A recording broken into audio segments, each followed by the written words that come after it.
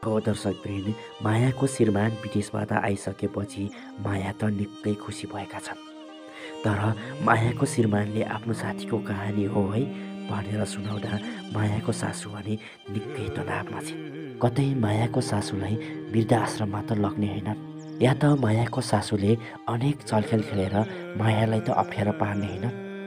हो दर्शकवृन्द, आज हामी त्यसै विषयको बारेमा थोरै चर्चा गर्नेछौँ। दर्शकवृन्द, यहाँ सम्पूर्णलाई धेरै धेरै स्वागत छ हाम्रो यस च्यानलमा। दर्शकवृन्द, आज हामी तपाईँहरूको माझमा दोहोरी टेलिश्रृङ्खलाको छोटो रिभिज भिडियो लिएर आएका छौँ।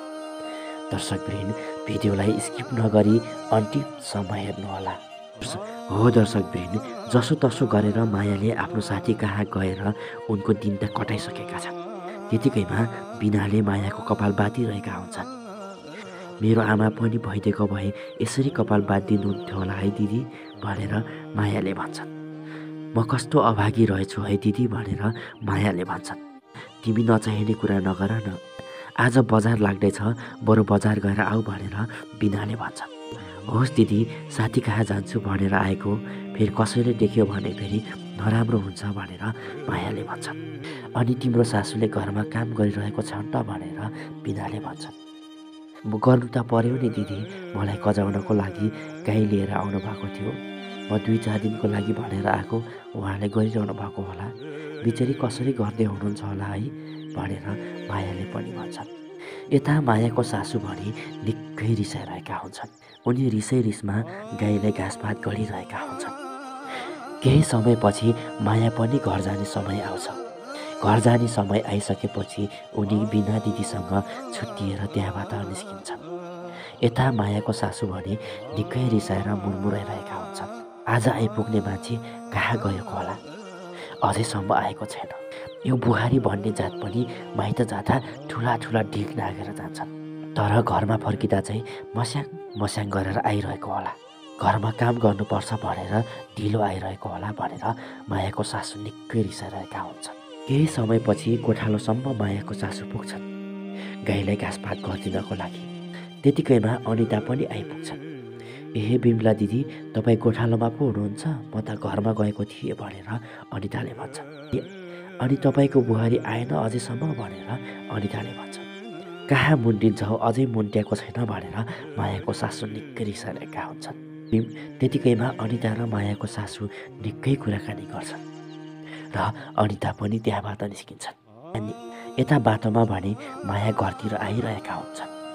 बिचरी सोझी माया, उनी निराश मन गराएर घरतिर फर्किरहेका हुन्छन्। त्यतिकैमा अनितासँग भेटघाट हुन्छ। माया, तिमी 2-4 दिनलाई साथी कहाँ जान्छु भनेर गएको थियो रे, आइपुग्यो भनेर अनिताले भन्छन्। हजुर दिदी, आइपुगे भनेर माया पनि त्यहाँबाट सरासर घरतिर हिँड्छन्। जसको कोही छैन त्यो माइत जानुपर्ने अरे, अझ त्यही पनि साथी कहाँ। होइन, यसको सासूले यसको अनुहार देख्नु पर्यो भने बिरामी हुन्छन् रे, कतै म पनि बिरामी त हुँदैन अलच्छिनी भनेर निकै गाली गर्छन्। जसो तसो गरेर माया पनि घरसम्म पुग्छन्। त्यतिकैमा मायाको सासू पनि त्यही बसिरहेका हुन्छन्। आमा, खुट्टा दिनुहोस् न, म ढोक्छु भनेर मायाले भन्छन्। पर्या छैनन् खुट्टा सुट्टा ढोक्नलाई, खुरुक्क गएर गाईको गोठमा गएर ढोक्ने भनेर मायाको सासूले भन्छन्। बिचरी माया चुपचाप लागेर गोठालोतर्फ जान्छन्। यता मायाको श्रीमान भने जसो तसो गरेर घरतिर फर्किरहेका हुन्छन्। निकै खुसियालीको साथमा। त्यही माथि परदेशी मान्छे घरदेशमा आउँदा कसको पो मन खुसी हुँदैन र। उनी निकै खुसीको साथमा घरसम्म पुग्छन्। आमा, माया भनेर बोलाउँछन्। होइन, घरमा कोही पनि छैनन् क्या हो भनेर मायाको श्रीमानले भन्छन्।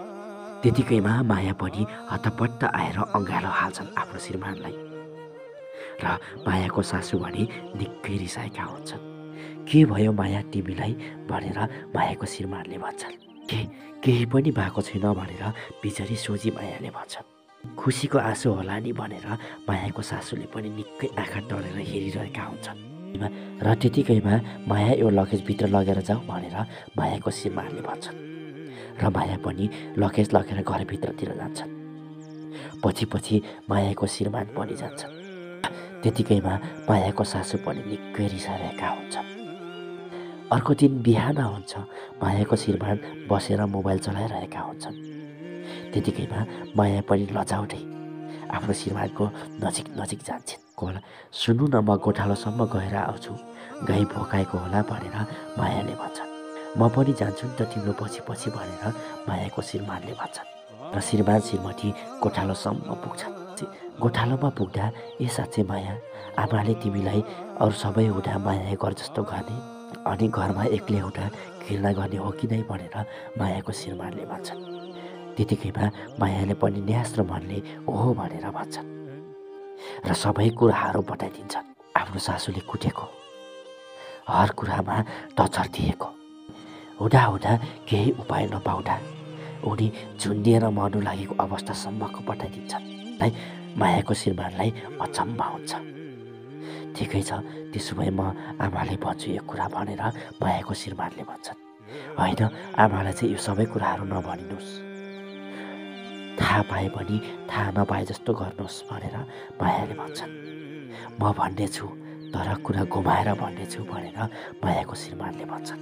त्यतिकैमा मायाको श्रीमानले मायाले अँगालो हाल्न लागेका हुन्छन्।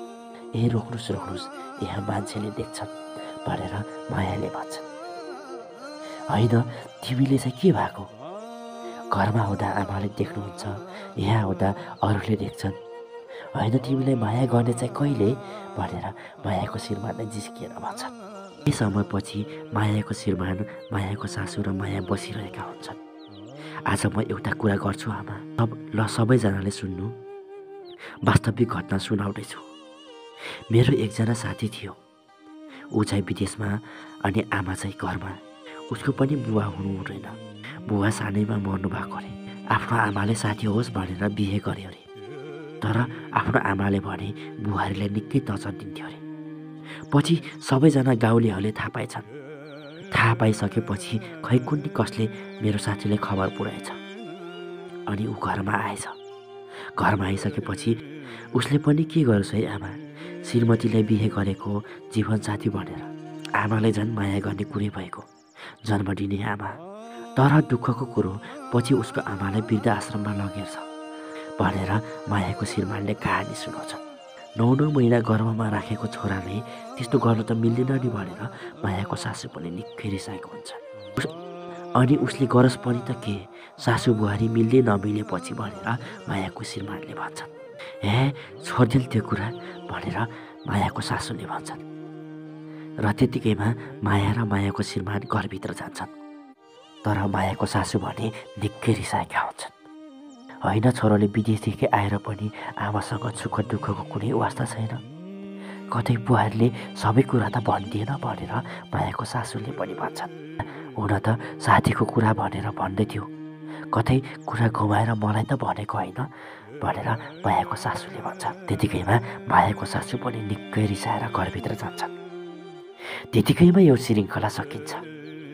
हो दर्शकवृन्द, अब भने के होला त? कतै मायाको सासूले अनेक चलखेल खेलेर मायालाई नै अप्ठ्यारो त पार्ने होइनन्, या त मायाको श्रीमान श्रीमती मिलेर आमालाई वृद्ध आश्रममा त लग्ने होइनन्। हो दर्शकवृन्द, त्यो भने अर्को श्रृङ्खलामा देख्न सकिन्छ। दर्शकवृन्द, आजको यो छोटो भिडियोबाट पनि बिदा हुन चाहन्छौँ। तपाईँको पल शुभ रहोस्।